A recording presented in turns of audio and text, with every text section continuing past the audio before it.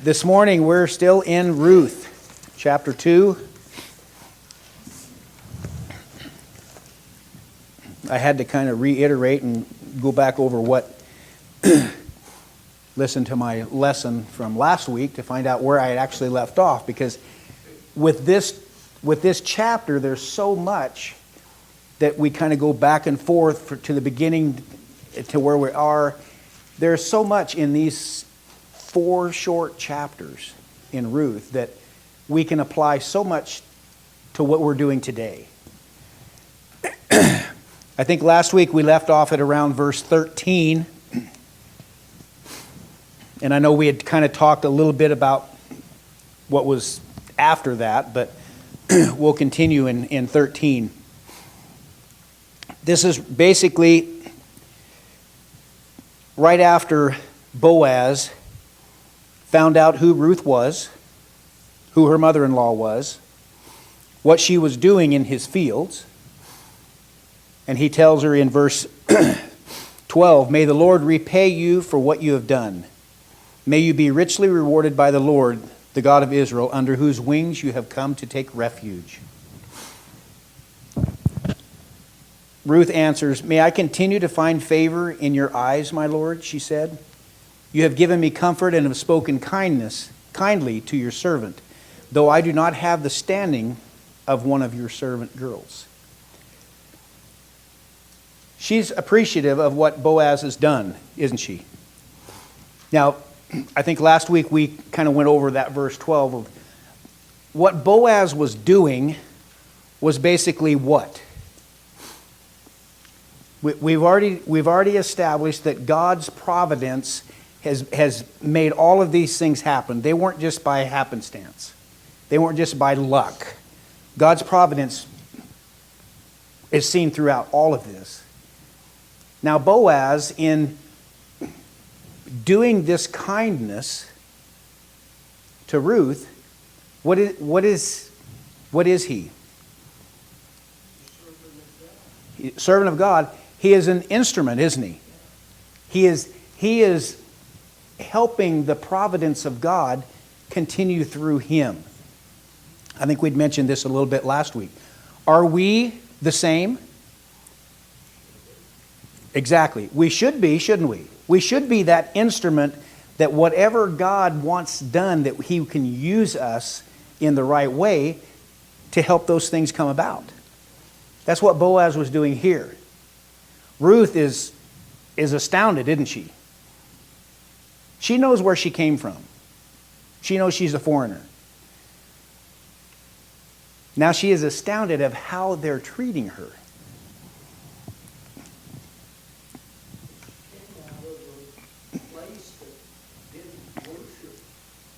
Exactly. Moab was not a place where they worshiped God. They had other gods that they were worshiping. And remember, all the things that he had her do, he protected her. He had her follow the servant girls. He told the men, leave her alone. You can drink water. You can drink our water. You don't have to go over somewhere else to drink. And then in verse 14, at mealtime, Boaz said to her, "Come over here, have some bread and dip it in the wine vinegar." When she sat down with the harvesters, he offered her some roasted grain. She ate all she wanted and had some left over. As she got up to glean, Boaz gave orders to his men, "Even if she gathers among the sheaves, don't embarrass her. Rather, pull out some stalks for her from the bundles and leave them for her to pick up, and don't rebuke her." Now, remember, we talked about gleaning. What was gleaning? Picking up what was left behind, right? Now, when they harvested, this was not somebody pulling in with a big combine and done in one fell swoop. This harvesting was a labor intensive. They went out there with sickles. I don't know if you've ever used one of those, but you take a sickle out there, and it's about this long of a blade, and you sweep it, and it cuts the grain off. Then you take that and you bundle it. Then you stack it. Then they come out and they grab the bundles with a bunching fork, basically, a 3-tined fork.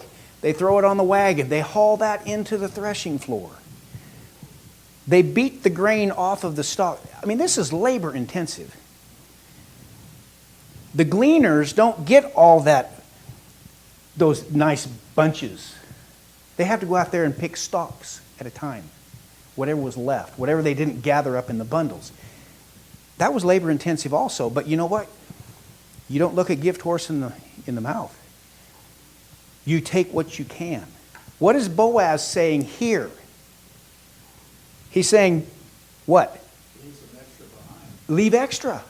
If she pulls some out of the don't say a word. Pull some out for her. He's blessing her with more than what is standard. More than what is deserved. And he knows who she is. She's a foreigner. But he also knows how honorable she is. We're going to get into that later on when we get into, into chapter 3.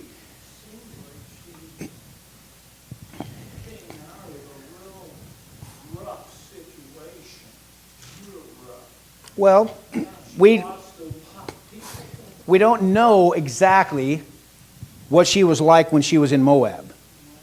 But we know that when she married into Elimelech's family, now I don't know, I know we didn't discuss a lot on the names of the two boys, but the names, if you go back to the Hebrew, they weren't real favorable names for those boys. So I don't know, I don't want to make a lot of that, but, she, in the spiritual sense, she married up. She married into a godly family. And that's the reason she is sticking with Naomi, because she recognizes that godly spirit that Naomi has, even through all the troubles that she's went through. So Boaz is basically making it easier for Ruth. And he said, verse 17, so Ruth gleaned in the field until evening. Then she threshed the barley she had gathered, and it amounted to about an ephah. She carried it back to town, and her mother-in-law saw how much she had gathered. Ruth also brought out and gave her what she had left over after she had eaten enough. Now notice, how long did Ruth work? A long day, till evening. She worked until evening. Gathered until evening. Now, here it is. She gathered and gleaned until evening. And then what? Then she went and threshed it. She beat it off of the stalk. Once you beat it off of the stalk, then they do what's called winnowing, where they take and lift it up and there's a breeze. Lift it up and you pour it out onto the threshing floor, and the breeze takes the chaff away, the outside of the grain. She works until evening and then does all of this before she heads home. And she gets an ephah, which is about, I think they said, 3/5 of a bushel. Yeah, it also says, mine put it also says like 30 pounds. Right, 30 pounds. Okay, approximately 30 pounds. She's carrying that back, plus what she had left over from lunch. Now she is not selfish in any way, is she? She's not thinking of herself all the time, is she?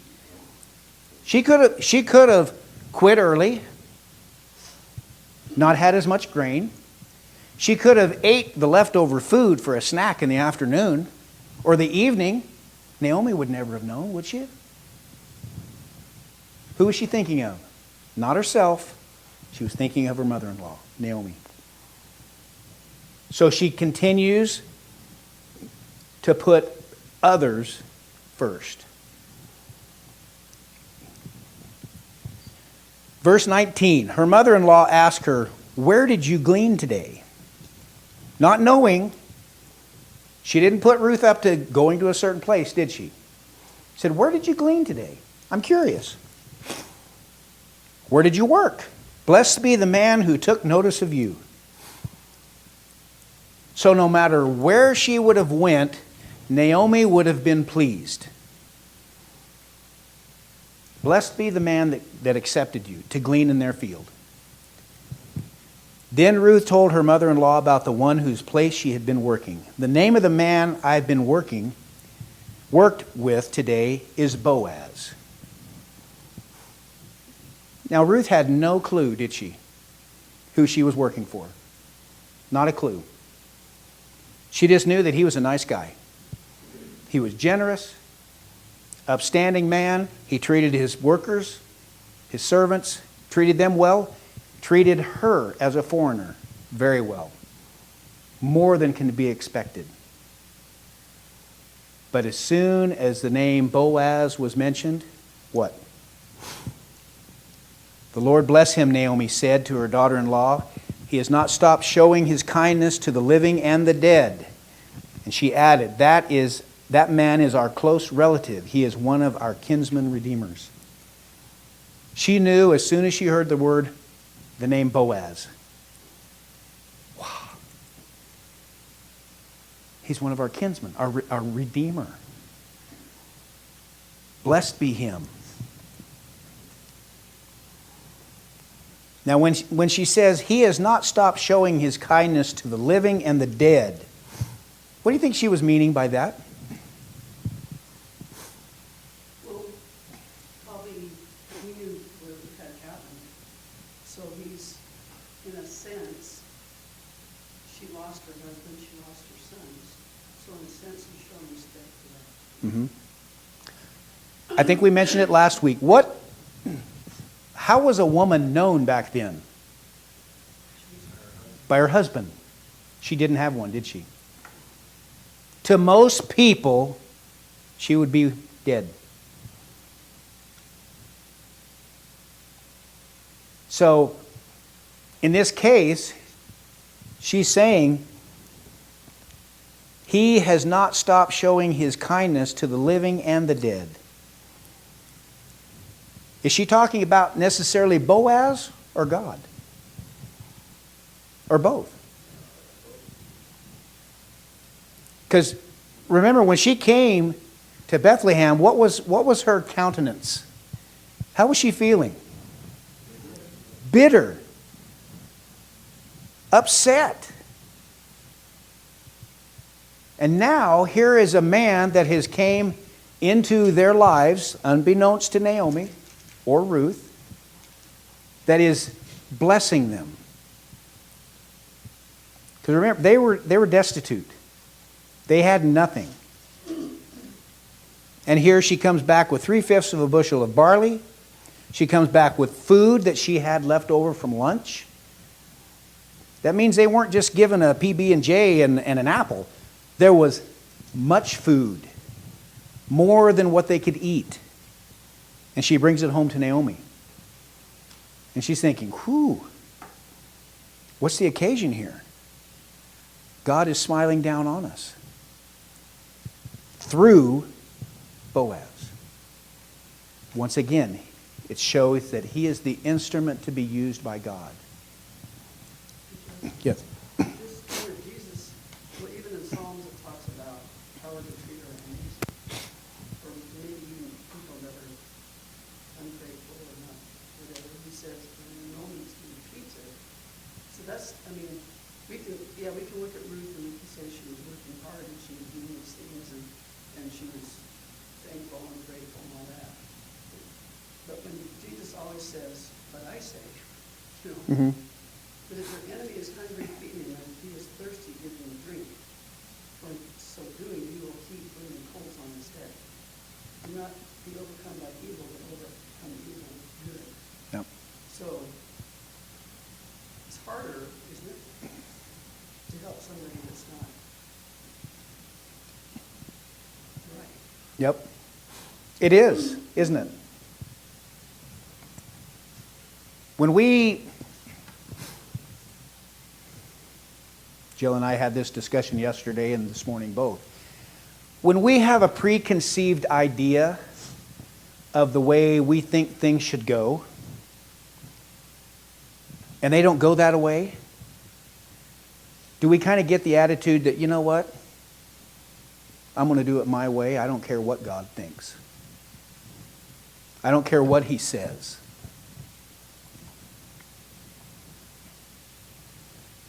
I think it was 2 weeks ago, Andrew had the class, took my place when I was sick. And I think he preached on the Beatitudes, Sermon on the Mount, I believe. Let's turn over to Matthew 5 and see what it says.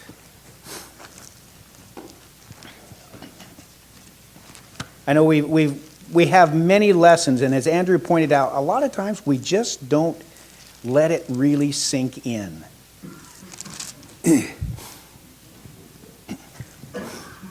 I know I had a sermon on this, the eye for an eye and a tooth for a tooth, but let's look at verse 41. If someone forces you to go 1 mile, go with him 2 miles. Give to one who asks you, and do not turn away from the one who wants to borrow from you. What is that saying? What is that saying in layman's terms to us? And then combine that with what Jill read about loving our enemies and doing good to them and helping them. What does that tell us how we should treat people that are in need or that ask for help? How are we to treat them? Are we to take out the pad and pencil and make a checklist? Well, what have you done for God? Well, you know, we've helped you before, but what have you gave in return? Have we ever done that? I have. I struggle with that. Because I try to compare them to the way I would do something.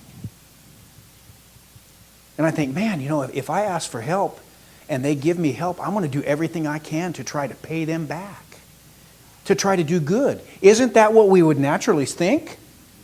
It is. We naturally think that. Is that what He tells us? You carry it 1 mile, I'm done. Now what are you going to do for me? Oh, you mean I got to carry it another mile? Isn't that what He said? Carry it another mile. If they ask to borrow something or they're in need, do we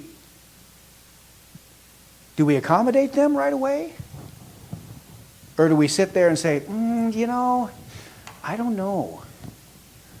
I could come up with a lot of excuses why I don't really need to.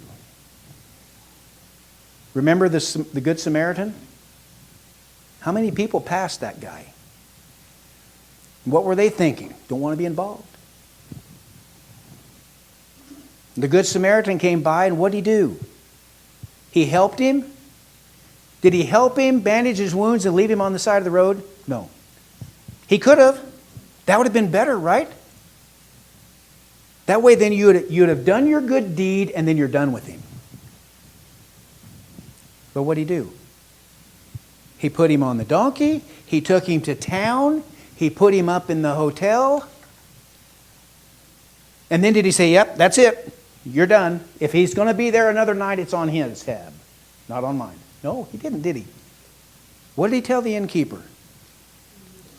Whatever else he needs, put it on my bill. So there's the concept right there of going the extra mile. Exactly. Those are simple things to read, aren't they? Are they simple things to enact in our life?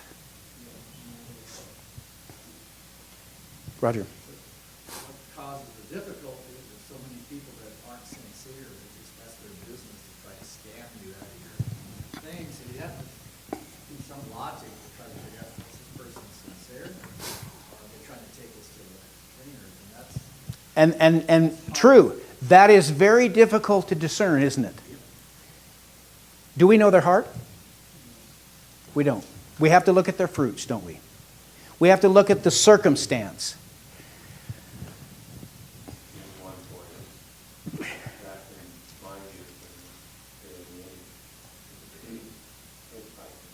Mm-hmm.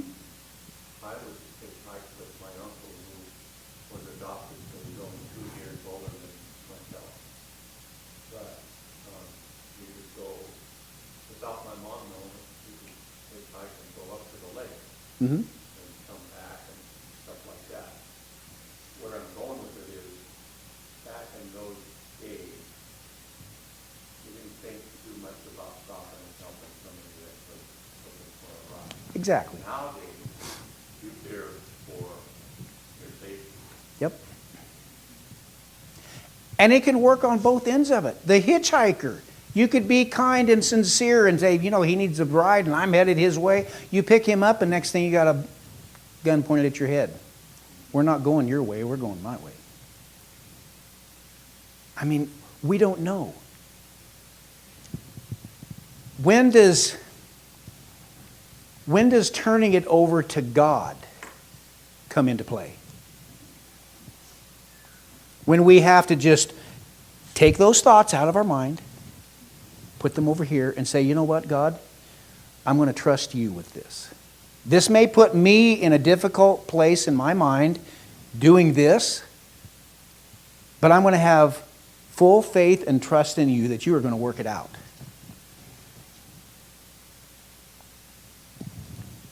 When Ruth showed up at the field to glean, did she have any preconceived idea of what was going to happen to her in her future? None. None at all. Now remember, this was at the time of the judges when people were doing pretty nasty things. Man was just being man. The threshing floors were known for a place where prostitutes came. It's known. The harvesters, the men, they were looking for a good time after a hard day's work. Ruth could have picked any field other than Boaz, and this would not be a pretty story. Joe. So the thing with Ruth is that because she did do the right thing, Mm-hmm. because she did, it shortened her hardship. Mm-hmm. I mean, it shortened her hardship. Now, there's going to be, like we talked about, there's people that didn't do what Ruth did, and they may eventually come to the Lord. Right. It's longer. Mm-hmm. It would take them longer. The journey would be longer. Maybe Because if... of some of the decisions they're making, and I'm one of those, okay? It took me longer Mm-hmm. because I didn't do like what Ruth did in my life. Right.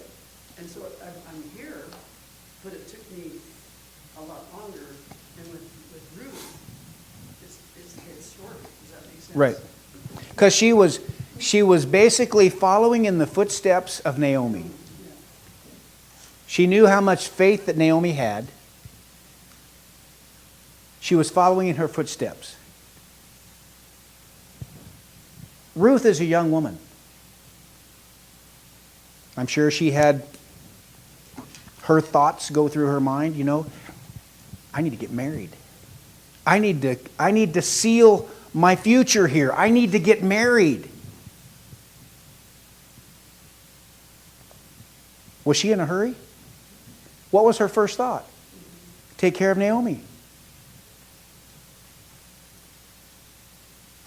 But a young woman like that in a town that's out gleaning with all these men, these young buff guys, you know, that are gleaning out there, hey, she could have taken her pick. She could have turned the other way and said, you know what? There's a way I can make money here.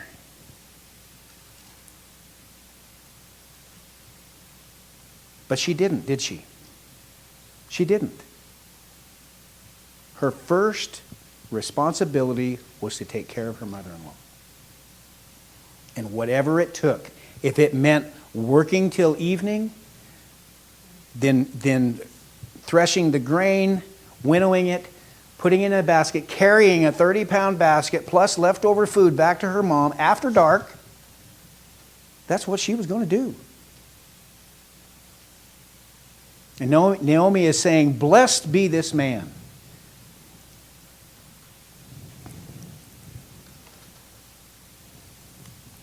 She recognizes Boaz as he is one of our kinsman redeemers. Kinsman redeemer, and I think we touched on this just a little bit. What were they? Do we know exactly what they were? They were relative, kinsman. But what's the redeemer part mean? Kind of like their guardian. They're related in a way that will keep, in this case, Naomi is basically nothing. She has no man.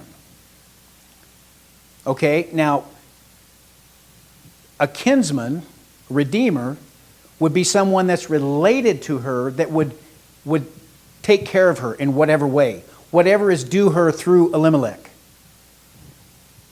If he had land or whatever, he would make sure that came to her. If there was a debt that needed to be paid, he would pay that debt for her. If there was blood shed, he would take retribution for that. It was one that basically, if we wanted to look at it in a New Testament way, it would be like Christ for us. He is our Redeemer, isn't he? But that is not what this one is. This Redeemer cannot take away sin. It's just in more of the physical sense of what is due Naomi. And she recognized, okay, Boaz is in the line. He's related. Wow, how could this have happened? A kinsman, and she is gleaning in his field. This is going to work out pretty good. Then Ruth the Moabitess said, he even said to me, stay with my workers until they finished harvesting all of my grain. They came in at the beginning of the harvest. Harvest generally lasted about 2 months. He wanted Ruth to stay with him through the entirety of the harvest. Not just glean a little bit here and then move on to another field. Stay with me. Stay with me in my fields. He's already arranged for the men, leave her alone, servant girls, take care of her. Throw in a few extra amounts of food here because we have one more we're taking care of. We're not going to throw her out to the wolves. We're going to bless her through Boaz as being the instrument of God. Jill. Because when we go to Matthew 15, this is what Jesus is rebuking the Pharisees and scribes. He says in 4, for God said, honor your father and mother, and he who speaks evil of father and mother speaks death. But you say, whoever says to his father and mother, whatever I have that will help you is given to God. He is not to honor his father and his mother. And by this you invalidate the word of God for the sake of your tradition. So here they're saying, well, we're doing a good thing, we're giving the money that we're taking care of you, God. So here's Boaz, who's a close relative, who's taking care of her, but they used the excuse that they were giving it to God. Right. So He didn't have to take care of her. Right. He didn't have to take care of her, did he? She's a foreigner. He could say, move on. I got other people that I favor that I want gleaning in my field. But he didn't. He kept her there. Aaron. And he even went to the extent of where they're leaving some sheep for her. Exactly. One translation says, let her glean even among the sheep, and do not insult her. So you had a different word than insult, but he's trying to keep her in the flow of things. He Exactly. wants her to work with Lord, Mm-hmm. and be happy with her work.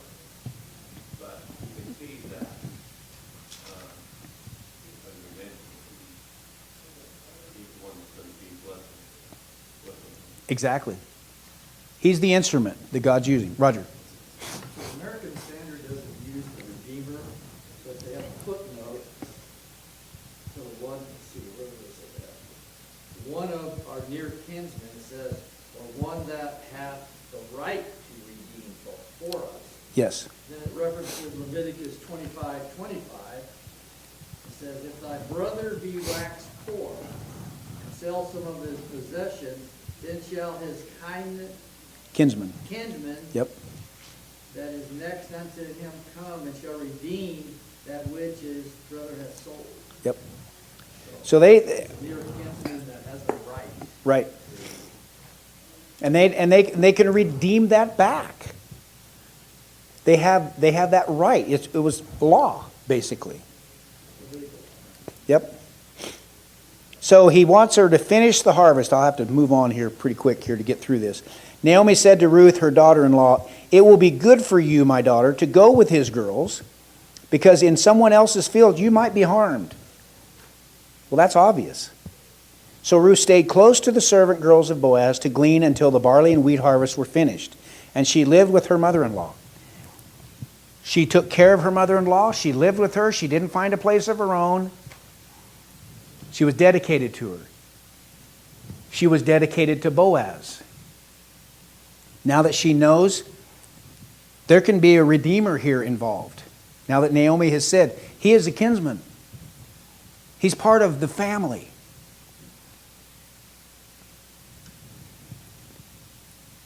Do we sometimes take for granted our relationship with Christ? Do we take it for granted that, I'm part of the family, so, he'll surely overlook some of the stuff that I do? Right?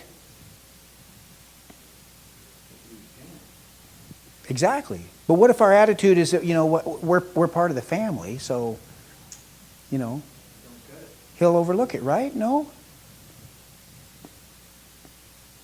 Do you think that if Ruth's attitude was that, he's been taking care of me, but I deserve a day off. I'm tired of taking care of Naomi. I want some time for myself. I want me time. Do we ever have those thoughts? That me time? Ruth could have had that thought a lot, couldn't she have? A young woman, marriageable age, all these men around. She could have. I want some me time. But instead, she's dedicated. Dedicated to Naomi. Dedicated to Boaz. Are we dedicated to Christ as much as she is? To those that she is taking care of and those that are taking care of her. Are we dedicated? Enough that we will do whatever it takes? Whether it be giving up what we think in our mind might not be logical, but giving up with faith, knowing that God will work it out.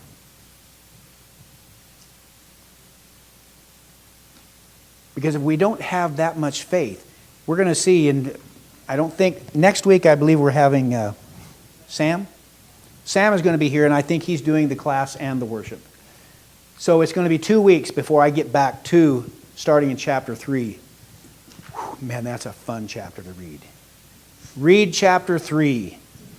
Look at it. Read it a couple of times, because there is so much there that we miss. I'm out of time over a couple of minutes here, so we'll pick up in chapter 3 next 2 weeks from today.